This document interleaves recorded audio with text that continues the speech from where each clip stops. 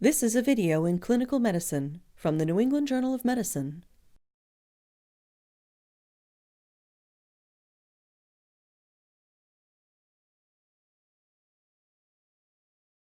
Shoulder pain is one of the more common musculoskeletal symptoms for which patients see a primary care physician.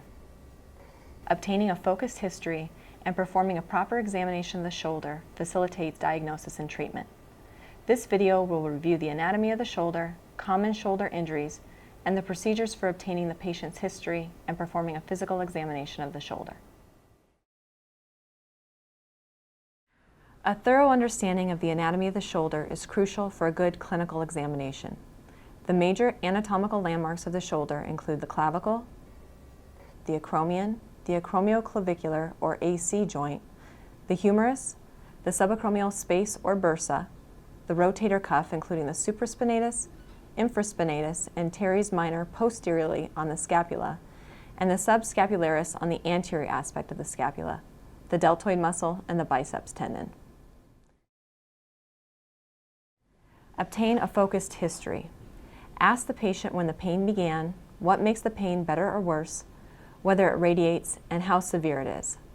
Ask whether there are associated symptoms, whether the pain began after trauma or repetitive use, whether the pain is worse on overhead movement, such as lifting or reaching for something, and whether the pain decreases with rest, exercise, or medication.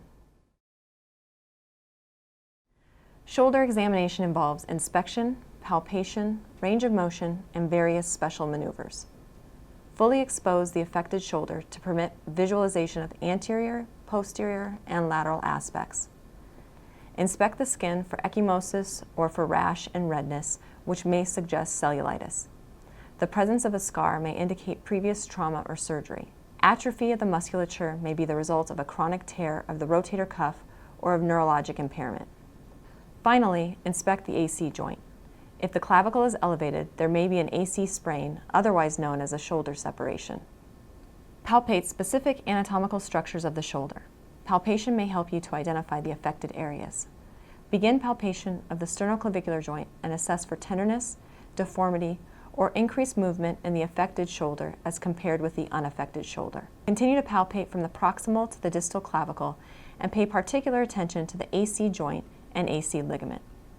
Acute tenderness in this region may represent an AC sprain or AC separation. In patients with a history of chronic pain, tenderness in this region suggests osteoarthritis. Next, palpate over the acromion and into the subacromial space. Tenderness in this region may suggest subacromial impingement or injury of the supraspinatus tendon. Subacromial impingement is caused by compression of the rotator cuff, the subacromial bursa, and other soft tissue structures between the humeral head and the undersurface of the acromion. Palpate the biceps tendon and the muscle in the bicipital groove. Tenderness may represent bicipital tendinopathy. Again, note any differences between the affected and unaffected shoulders. In bicipital tendinopathy, the patient may have tenderness in both shoulders. Pain may increase on palpation if bicipital tendinopathy is present. Evaluate the range of motion in forward flexion, abduction, external rotation, and internal rotation. If the patient has a full, active range of motion, there is no need to assess the passive range of motion. However, if the patient does not have full range of motion, then assistance should be provided. Loss of active and passive ranges of motion in all planes, especially in external rotation, is characteristic of adhesive capsulitis, but it may also represent advanced osteoarthritis of the glenohumeral joint. The sensation of pain on active abduction of the arm between 60 and 100 degrees away from the body may be associated with rotator cuff injury. Pain in this region during both active and passive abduction suggests subacromial bursitis. The muscles of the rotator cuff are the supraspinatus, infraspinatus, teres minor, and subscapularis. The supraspinatus muscle allows the arm to abduct. Test its function using the empty can test. Have the patient abduct the arms to 90 degrees with palms facing the floor. Then ask the patient to rotate the arms forward so the thumbs point downward, as if emptying a can of liquid. Now apply downward pressure on the arms and ask the patient to resist the pressure. Weakness in the affected shoulder as compared with the unaffected shoulder may indicate injury of the supraspinatus muscle, possibly caused by overuse, tendinopathy, or a tear. The infraspinatus and teres minor muscles each contribute to external rotation of the arm. These muscles can be tested simultaneously. Have the patient flex the arm to 90 degrees at the elbow, with the upper arm positioned at the patient's side. As you apply resistance, ask the patient to rotate the arm outward. Weakness in the affected shoulder may indicate a tear or tendinopathy in the infraspinatus or teres minor muscle. The subscapularis muscle internally rotates the shoulder. Test this muscle with the subscapularis lift-off test. Place the patient's hand on the patient's lower back and ask him or her to rotate the shoulder inward against resistance. It is important to stabilize the patient's elbow with your hand during this examination. Weakness or inability to lift the hand off the back may indicate a tear or tendinopathy in the subscapularis muscle. Inflammation of the subacromial bursa can lead to pain and limited range of motion, especially when the patient is performing overhead maneuvers. The Hawkins-Kennedy test is used to assess the subacromial bursa.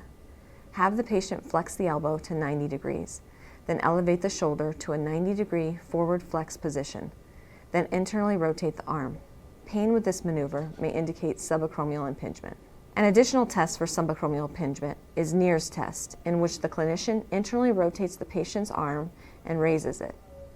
If the maneuver is painful, the test is positive and may indicate subacromial bursitis. The cross-body adduction test, also known as the crossover test, is used to evaluate the AC joint. Adduct the patient's arm across the body.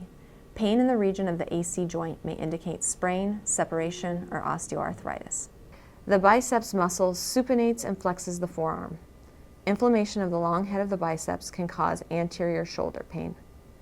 Use Speed's test to assess the biceps by extending the patient's elbow and supinating the forearm, and then flexing the arm forward while applying opposing force. If the patient has pain with this maneuver, bicipital tendinopathy may be the cause. You can also perform Jurgensen's test to evaluate the biceps. Flex the patient's elbow to 90 degrees and supinate the forearm against resistance. Pain with this maneuver suggests bicipital tendinopathy. To test for anterior shoulder instability, place the patient in a supine position. Abduct the patient's arm to 90 degrees and then flex the elbow to 90 degrees. Apply pressure to externally rotate the shoulder further and note whether this maneuver induces a sense of instability or fear in the patient. Next, apply pressure over the shoulder in a posterior direction.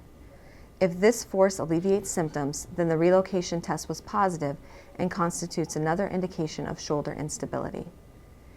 In a patient with suspected anterior shoulder instability, do this test gently and be careful not to dislocate the shoulder while performing the test. The rotator cuff is composed of 4 tendons: the supraspinatus tendon, which allows the arm to abduct, especially for the first 15 degrees, the infraspinatus and teres minor tendons, which allow the arm to rotate externally, and the subscapularis tendon, which allows the shoulder to rotate internally. Subacromial impingement of the rotator cuff tendons, the subacromial bursa, and other soft tissue structures between the greater tubercle of the humeral head and the lateral acromion is the most common cause of shoulder pain primary care clinicians see. Repetitive overhead motions such as painting or swimming most often induce this injury. To test for subacromial impingement, evaluate the range of motion and perform Neer's test and the Hawkins-Kennedy test. Rotator cuff injuries are common and can be assessed by testing the patient's strength against resistance during abduction and external and internal rotation. Osteoarthritis of the glenohumeral joint is caused by wearing of the hyaline cartilage of the glenoid, the humeral head, and the labrum. There is an increased risk of osteoarthritis in the glenohumeral joint if there is a history of a shoulder dislocation, a fracture, or a large rotator cuff tear. Osteoarthritis is characterized by progressively worsening pain during active and passive range of motion exercises. It can be tested by assessing the range of motion. Adhesive capsulitis, also known as frozen shoulder, is characterized by a painful, stiff shoulder and by loss of range of motion of the glenohumeral joint. Any injury or impairment that results in a decreased ability to use the shoulder can progress to adhesive capsulitis. Rotator cuff tendinopathy, as well as fractures and other conditions that result in immobilization, such as stroke, can precede adhesive capsulitis. The use of a sling and lack of exercise can also contribute to the development of this condition. To test for frozen shoulder, evaluate active and passive ranges of motion, especially external rotation. Painful, limited external rotation is a strong indication of adhesive capsulitis. Radiography is commonly used to evaluate possible adhesive capsulitis. In contrast to the findings in osteoarthritis, X-rays will be normal in adhesive capsulitis. There are several common pitfalls in the performance of the shoulder examination. Both shoulders must be viewed completely and simultaneously. A full view is necessary to make sure that deformities and asymmetries are not overlooked. Consider the possibility that shoulder pain may be referred pain from the neck. For example, cervical radiculopathy may present with shoulder pain and can be missed if cervical spine and neurologic examinations are not performed. Pain coming from the cervical spine generally localizes in the lateral neck and trapezius, whereas pain coming from the shoulder joint or rotator cuff commonly localizes at a lower point in the deltoid and the upper arm. Serious conditions such as shoulder dislocation and adhesive capsulitis can be overlooked if range of motion is not fully assessed. Thus, always test passive range of motion in a patient who has limited active range of motion. Obtaining a thorough history and performing a physical examination are the first steps in evaluating shoulder pain, allowing the clinician to form an accurate diagnosis. To confirm the diagnosis, it may be necessary to obtain radiographs, magnetic resonance imaging or MRI scans, or ultrasound images. Referral to specialists may also be appropriate for diagnostic purposes or treatment.